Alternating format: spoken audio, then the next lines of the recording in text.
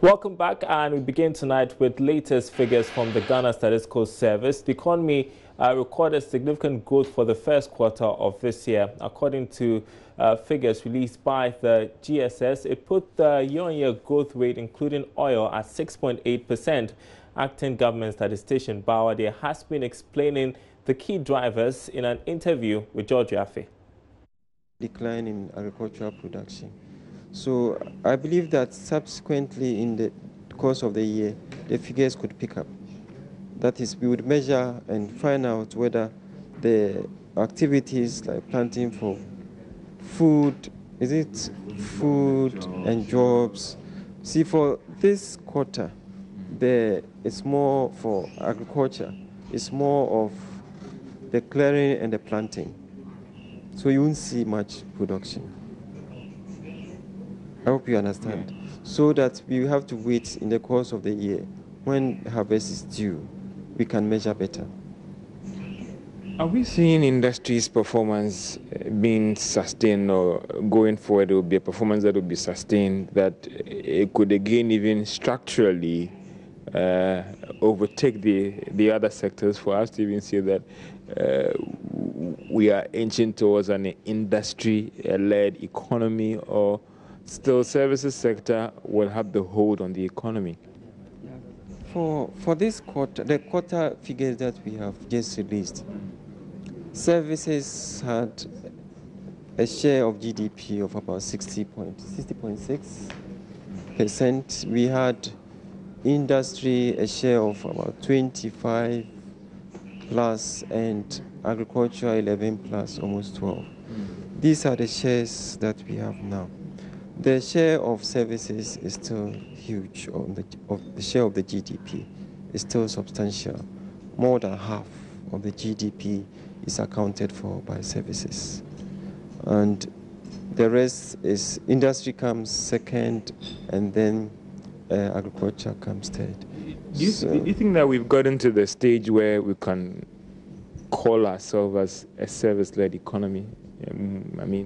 Currently, that is what is leading the economy. That is what is. So that is what we can call ourselves. Yes, but we have the contribution of industry, particularly oil. Now, the IMF has welcomed measures being instituted by government to stabilize the economy.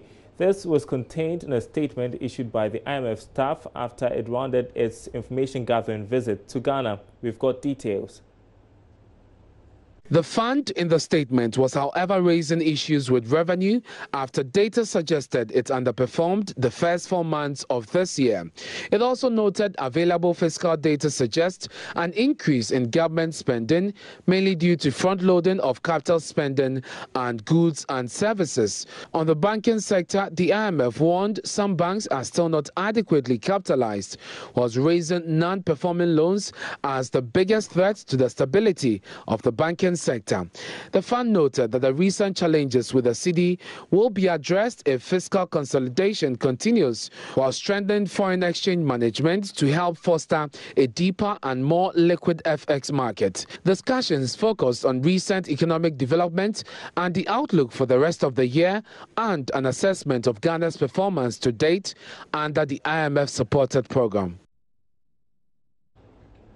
The ranking member of Parliament's Finance Committee, Ato Forson, has indicated that government is working to introduce and increase taxes in the mid-year budget review. This follows Joy Business's report that the VAT rate could be going up significantly, as well as the other taxes.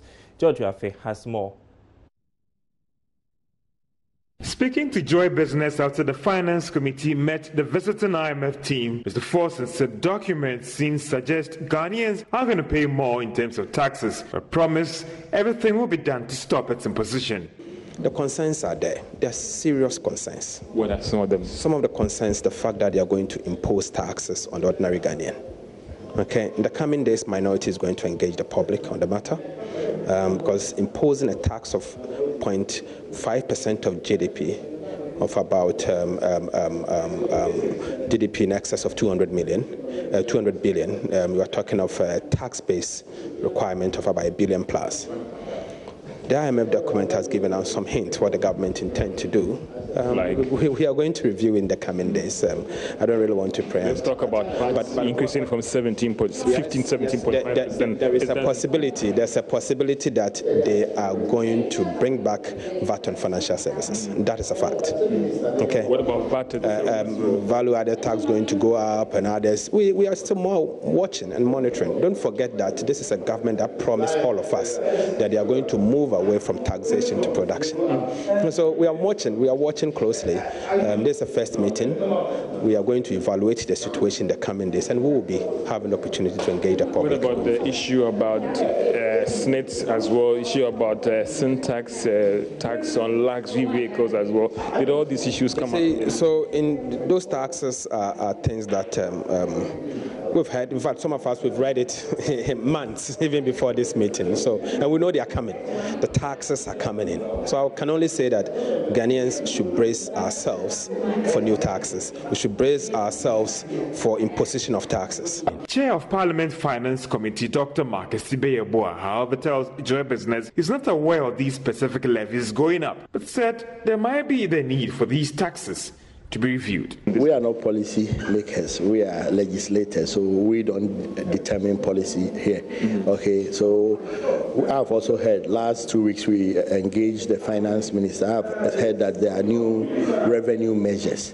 As to what is coming in, I don't know. But don't you think health insurance, for instance, should be increased to save the national health insurance scheme?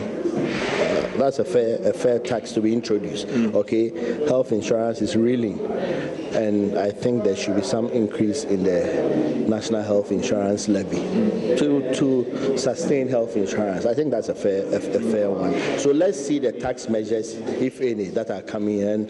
If it has to be supported, I would do so. But Finance Minister Ken Ofori-Atta has told Joy Business that the proposed tax measures are still being discussed and government is yet to take a firm decision on the way forward. He has maintained that the media review will rather look at how they can use the various measures to plug the loopholes in revenue mobilization as well as improve compliance. Bond Savings and Loans has launched its 10th anniversary with a resolution to stay in the savings and loans sector as market leaders as far as technology is concerned. CEO of Bond Savings and Loans, George Ofosuhene, says his outfit continues to engage financial technology firms to remain relevant to government's interoperability agenda in the financial sector. There's more in this report. The mobile money interoperability platform, which enables mobile phone users to send money seamlessly and move funds from their phones into their bank accounts and vice versa, is set to have deeply enhanced government financial inclusion agenda. Such platforms grant opportunity to ease up access to financial services and ultimately improve customer experience. Speaking to the media at the launch of their 10th anniversary, Chief Executive Officer of Bond, George Ofosuhene, says the company will be considering some partnerships with financial technology firms. What we are trying to do is to partner with these institutions and ensure that at the end of the day, our main focus being the objective of ensuring that the customer continues to have the best of experiences will always stay our hallmark. So you will continue to see Bond play in this space, and I'd like to assure you that we have organized ourselves to the level where there will not be any problem at all as far as this particular objective is concerned. On his part, Board Chairman for Bond Savings and Loans PLC, Peter Osei-Dua, assured the company is in good fiscal standing to compete feverishly with other savings and loans companies. He believes there is high confidence and that Bond is open for more investments. If you take a look at the average capital adequacy ratio of all the savings and loan institutions, as you heard, they are less than 8 point something percent. What did you hear the number for Bond? It's 16 point something. And it's all because of proper management. The Vice President, Dr. Mahmoud Bamia, who was the guest speaker, cautioned management of the company to be wary of the activities to ensure they never fall in the red books of the regulator. Bond, this is also free advice, should avoid breaches and pitfalls that have seen the downward spiral of many other financial services providers. I will encourage Bond to take its lending and risk management framework very seriously, enhance its corporate governance practices, seek the best talents in top management, strengthen transparency in all aspects of your lending, and submit to the rules of the regulator. Bond is a non-bank financial institution licensed in 2007 under the NBFI Law PNDC Law 238 to provide financial services. Following the collapse of UTN Capital Banks and the managerial takeover of Unibank, there have been calls for industry players in the financial space to be cautious in risk-taking. So the launch of the 10th anniversary of the Bond Savings and Loans PLC is not just about the events, but of course that of the raveling issues related to the financial inclusion in the country. The Bank of Ghana has stated that, of course, 7 million Ghanaians are unbanked, and this is exactly the various ways by which the savings and loans companies could cash into. They've been urged to come up with innovative ideas and radical technologies to bridge this gap. I'm Charles Ayete for Joy Business. Switching focus to Agric now, and the rehabilitation of some further banks for cattle rearing in the eastern region is underway. The project, funded with 32.5 million from Plains Agriculture Fund, was completed in 2013 but was abandoned due to the lack of veterinary personnel to manage it. Speaking to Joy Business, Deputy Minister for Agriculture, Dr. Sagre Bambang, said the banks, when established, will manage the influx of Fulani herdsmen in the eastern region. There have been some attempts to develop these fodder banks. I think it covers about 1,000 hectares. And this project was abandoned after the J. Kufuor's administration. And so this government has revisited it and is working to rehabilitate these fodder banks, make sure there are facilities there, so that when these herders come, they can be directed to go into this area, which is specifically demarcated for such purposes. So there is a national committee in charge of this, involving a number of agencies in this country, to ensure that if we are successful with that pilot, then it can be replicated in some other parts of the country, so that we can, in collaboration with other ministries, departments and agencies, we can demarcate some specific routes and corridors, so that when these cattle owners and their cattle are coming into the country, then they follow formalities, and then they come in and they are regulated, so that we do not run into the difficulties that we have been running into over the years. Now, the Peasant Farmers Association is calling for an increase in budgetary allocation to the agriculture sector ahead of the mid-year budget review. Speaking to Joy Business, the programs officer of the association, Charles Nyaba, said although there has been some increment in allocations recently, it must be done appropriately. Ghana is among the African Union countries that made a commitment to the 2003 Maputo Declaration to increase investments in the agriculture sector to at least 10% of the entire national budget. However, this goal is still yet to be realized. Programs Manager for the Peasant Farmers Association, Charles Nyaba, is therefore reminding government to increase its allocation to the agric sector in accordance to the declaration. African countries in 2003 in Maputo committed themselves to increase the public funding to at least 10% to the agriculture sector, which was to lead to 6% growth. As we speak, Ghana have not been able to even make it up to 5%. In February, we were in Gabon to actually take stock of how our countries are making progress towards achieving the gov't commitment. Out of the 48 countries who signed onto the commitment, only 20 countries were on the path of achieving the gov't. But Ghana, which is touted as having all the agriculture potential, the good soils, the weather, and then the human resources for agriculture, were nowhere near or among the 20 countries that were making progress.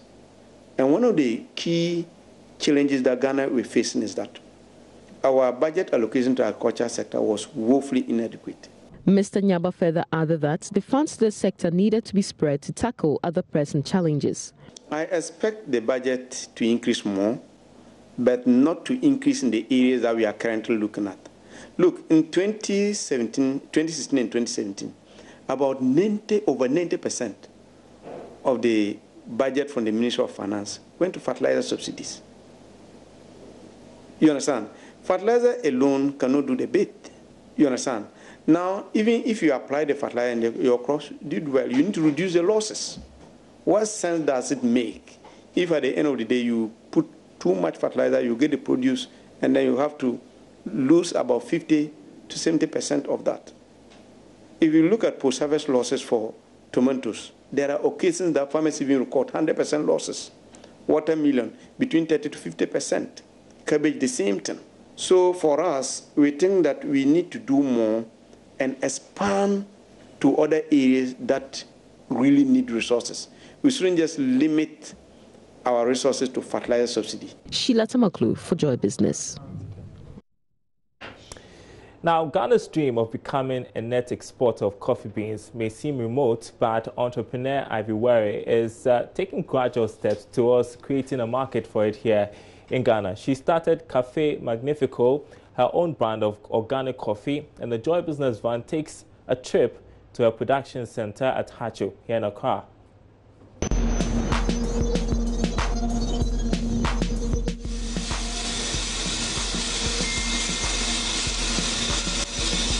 It's been a year since Ivy Wari started coffee production. The young entrepreneur ventured into this after her clothing export business to Turkey failed. I'm somebody who speaks a lot about my problems, issues. Like if I have a problem, if I have a question, if I meet anybody for the first conversation, first 5 minutes, 10 minutes, I ask, do you know this? Because I like to learn every day. So I kept asking a few people, and then someone told me, yes, Ghana has coffee. Why don't you trade in that with the people? Because they drink coffee there. That's their, culture. Every 5 minutes, every 10 minutes, after every meeting, after every food, they are either drinking their tea or coffee. Viga Ivy latched onto the idea and began her research into Ghana's coffee industry. Ghana produces the less popular type of coffee known as Robusta. However, production has been on the decline because not much attention is paid to the sector. Ivy started by exporting the raw beans, but later realized she could add value. So we're ready for production, Ivy. Tell me what we are going to do. Okay, we just weighed 2 kilograms of coffee green beans, and then we put it in the machine. The machine is hot now, so the temperature is right for us to begin the roast process. And we're about to roast light roast. That's our first roast. So. And then the other one is? Medium. How does it taste? Different? Yeah, it tastes different because the light roast doesn't have a lot of bitterness, but the medium has a little, and then the dark has more. All right, let's get to work then. Okay then. So here we go.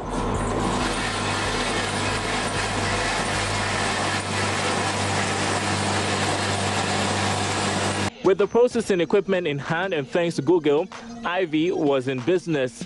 The coffee beans go through roasting, then grinding, and then capping to ensure the taste is on point.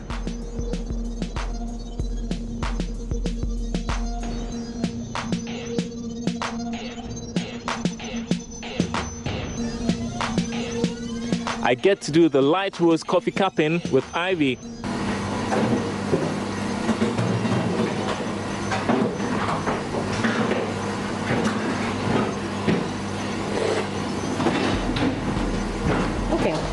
So a newbie in coffee would actually enjoy this, I think. You are a newbie, so let's see about you. Okay, but this is actually very hot, is it? I know, but that's how coffee goes. Okay, she's making me laugh. Okay. So this is actually sweet. I mean, I can take it without sugar. Exactly. Yeah. It's more of tea. All right. So those tea drinkers would easily have this light roast. We are okay with the taste. Next, we package.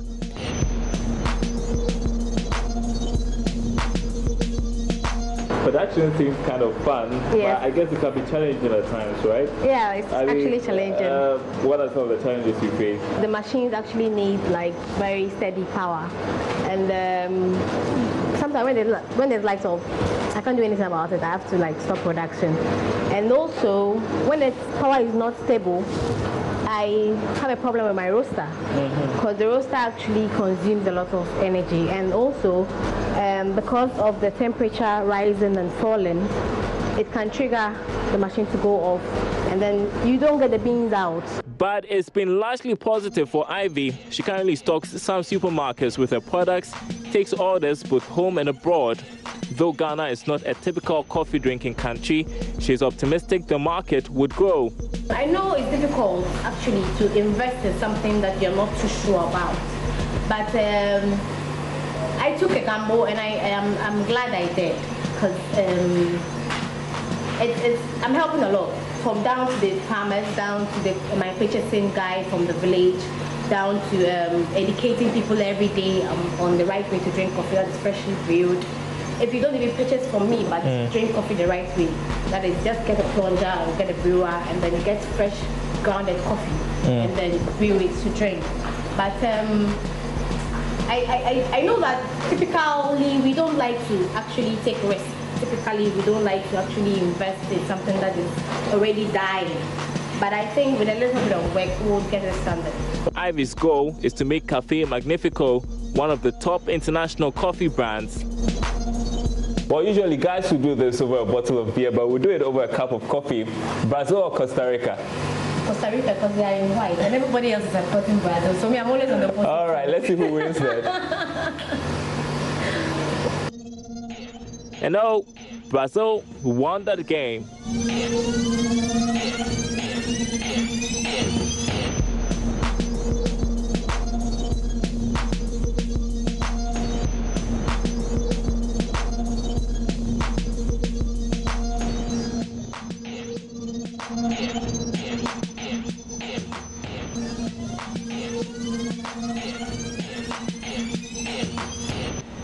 And, well, Brazil is playing Serbia tonight. That's in about 30 minutes. Let's see if they're able to qualify to the next round of the World Cup. And, well, speak about entrepreneurs. It leads us to our interview of the day. The chairman of CMA Investment Holdings, which also includes CNBC Africa, Forbes Africa, and Lancaster University in Ghana, has been speaking to Joy Business on the occasion of the UN Day for Micro, Small, and Medium-Sized Enterprises.